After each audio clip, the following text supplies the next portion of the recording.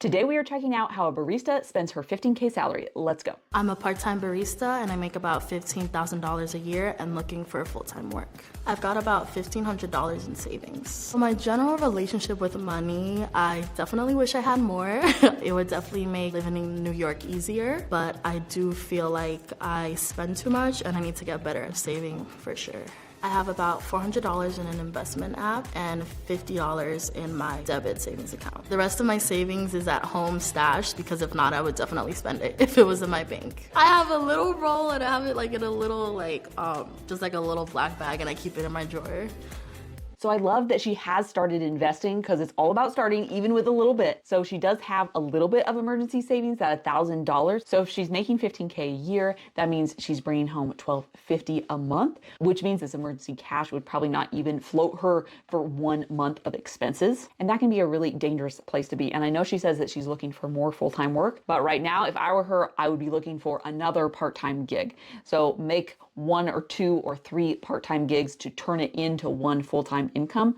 Especially in New York, it's an incredibly expensive place to live and you need to be creative about how you're making money. And sometimes that doesn't mean you're going to find the magic, perfect full-time job that gets you the money that you want right out the gate. It kind of means maybe you're piecing things together. Maybe you're taking lower positions and then working your way up, and maybe you're doing that part-time, and then on the side, you're taking another job to make those ends meet and reach your money goals. If she were one of my clients, we would definitely be strategizing about how to increase that emergency savings so there's a bigger buffer between her and everything falling apart. I have $5,700 in credit card debt, $700 in personal credit card debt, and then $5,000 in a shared credit card with my mother. I try to pay it off monthly if I have it, and if I don't, then I won't. My mom kind of takes care of the other one, which I'm very fortunate. If I have spare cash monthly, I'll try to contribute to hers. With my current paycheck, I have about $1,000 to spend monthly. So she has a shared credit card with her mother, and it kind of sounds like her mom is assuming the main role for that. But I would try to get out of this, away from this sharing the credit card debt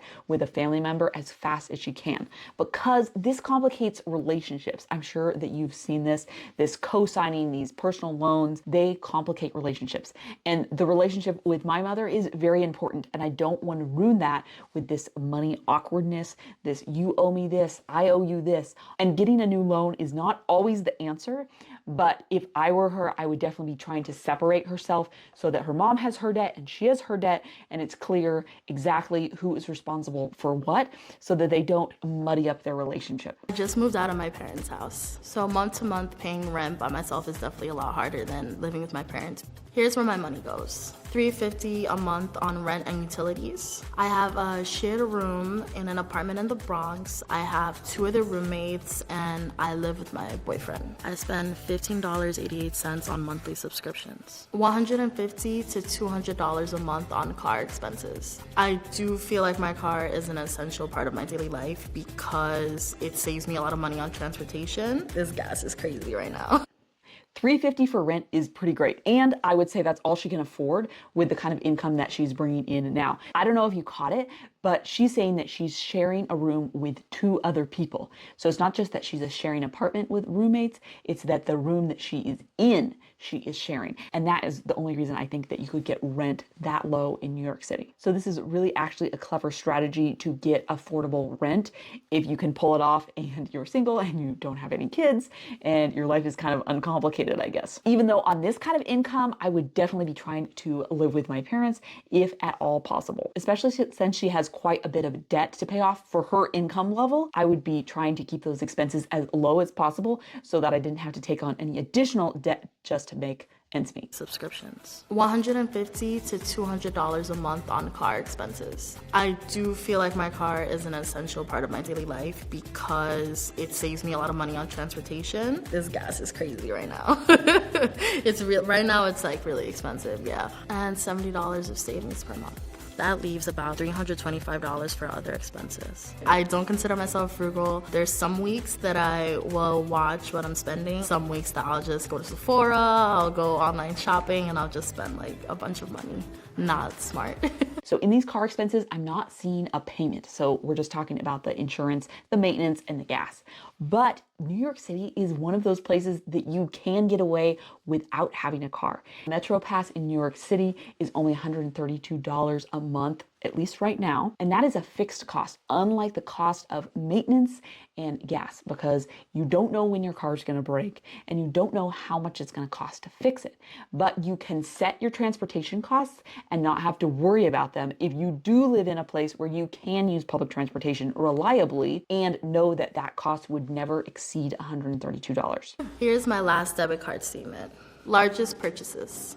Easy Pass, $130. Easy Pass is for Bridge Tolls in New York. Whenever I'm traveling to and from my dad's house from the city, I'll just replenish it based on what kind of money I have at the moment. Apple Pay, $151. These were tires that I had to buy for my car.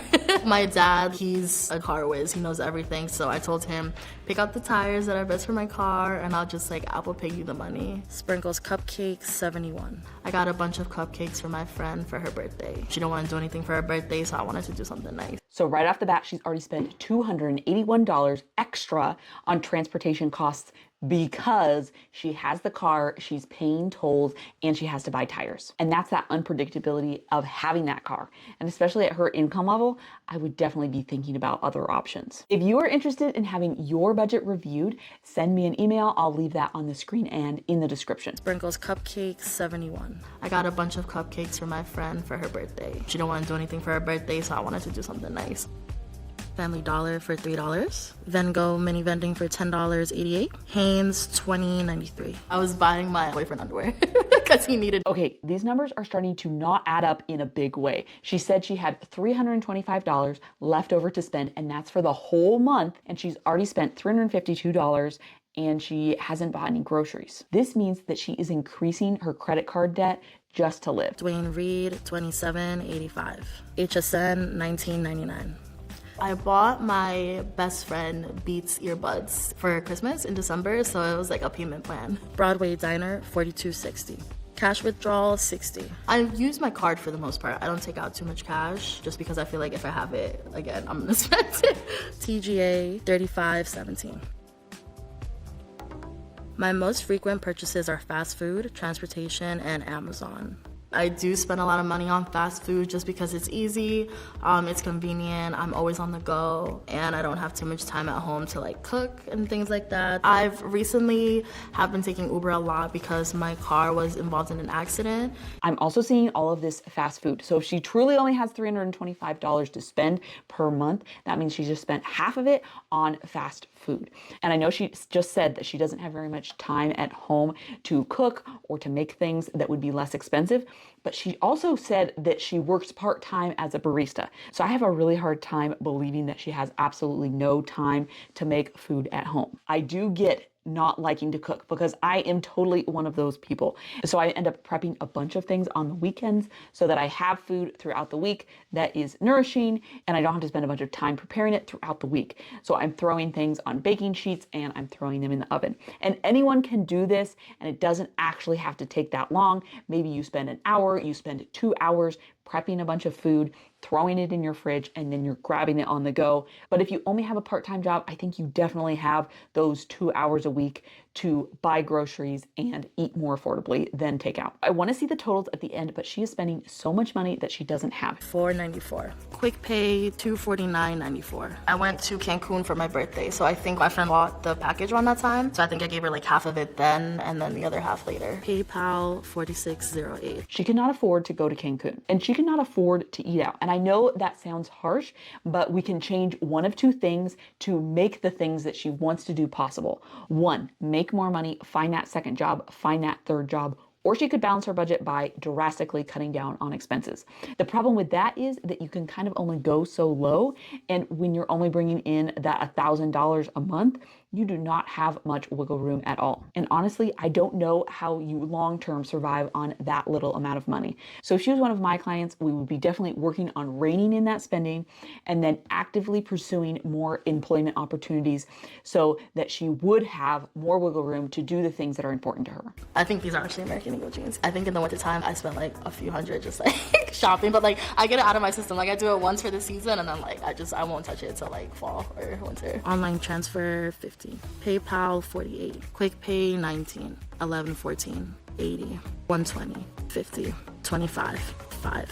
17. So I couldn't make out the total on the first half of that page, but I can see that there's a comma, which means it's more than $1,000. And the total there at the bottom was that 934. That means conservatively, if we're guessing a low number for that top number, we're talking about $2,000 a month of spending. That means that she's overspending probably each month by 6 times. Now, why is this a big deal? This means that she's probably putting a couple $1,000s on her credit card each month to keep her afloat. But credit cards have really bad interest rates. That means that those cupcakes that she bought for $70 down the road, she's probably going to be paying twice as much to pay that money back. So those cupcakes probably cost her $140 in the long run. Until she finds more employment, she definitely needs to start spending as little as humanly possible. She is digging herself into a hole that is going to take years to dig herself out of. And that's not something that I want for anyone. Credit card debt is incredibly difficult to pay off